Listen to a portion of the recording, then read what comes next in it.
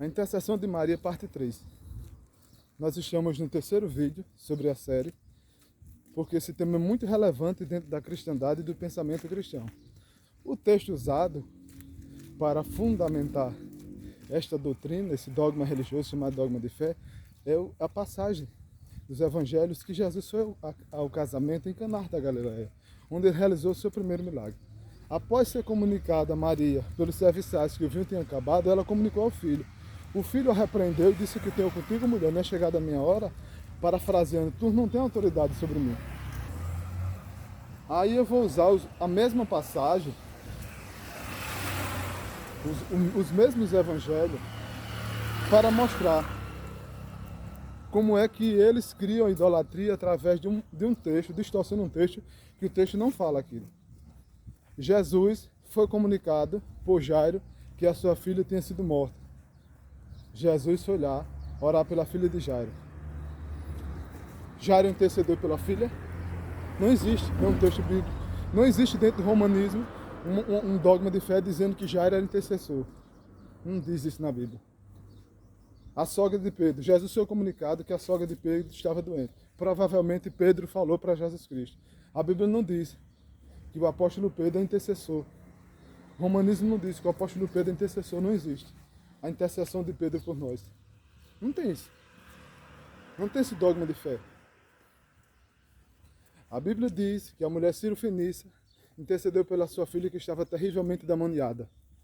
O romanismo não criou. Nesse texto, onde a mãe comunica ao Senhor que a filha está endemoniada, não criou a intercessão da mulher Ciro-fenícia. Não criou. A família do endemoniado gadareno comunica a Jesus daquele endemoniado. Ah, mas essa família não foi batizada dentro do romanismo como intercessora. E agora eu lhe pergunto, e tantos outros casos na Bíblia, onde parentes comunicavam ao mestre de alguma coisa. O centurião, um caso importante, emblemático, que comunica ao Senhor que o seu criado está doente. Ele diz: Senhor, meu criado está doente. Se tu quiseres, diz uma palavra que ele será sã. Ele pediu pelo seu criado. Ele rogou. Aí agora vai ser criada uma doutrina da intercessão do centurião que morreu e pediu pelo seu criado. Não, o romanismo não criou essa doutrina. O romanismo, ele cria essa doutrina em nome dos seus santos e em nome de Maria, a mãe da natureza humana de Cristo. Por isso que é preciso apartar-se desse segmento, dessa realidade. Você precisa distanciar-se desse credo. Por quê? Porque a Bíblia não tem nenhum fundamento bíblico para a intercessão de Maria. Comunicar a Jesus de algo não significa interceder por ninguém. Isso aconteceu durante todo o ministério de Jesus Cristo aqui na Terra. O cego de Jericó, que, Senhor, filho de Davi, Jesus, tem misericórdia de mim. Ele estava intercedendo por si. Pedir um milagre a Deus para si ou para alguém durante a sua vida terrena, isso é bíblico. As Escrituras tratam disso. Mas você dizer que alguém que comunicou um fato que estava acontecendo a Jesus, comunicar: Senhor, Lázaro está doente, mandaram avisar. Não existe a intercessão das pessoas que avisaram sobre a doença de Lázaro. Jesus estava pregando numa casa cheia de gente e comunicaram a ele: olha, sua mãe e seus irmãos estão lá fora.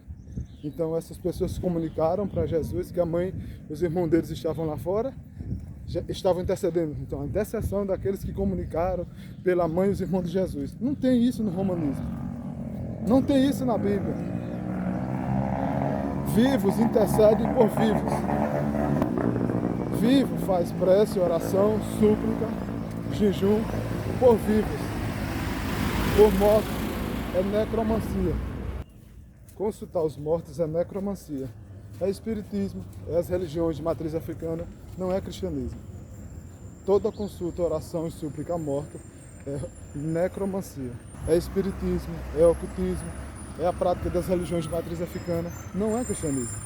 Quando você vê todo esse texto que fala sobre Maria avisando a Jesus que o vinho tinha acabado, nenhuma pessoa que faça essa leitura de forma séria, de forma parcial, nenhuma pessoa vai dizer que isso é um caso de intercessão. É totalmente diferente quando a mulher sírio-fenícia intercede pela sua filha que está endemoniada. Logo fica claro que a doutrina da intercessão de Maria não passa de uma heresia, não passa de uma aberração teológica e de uma afronta à santidade de Deus.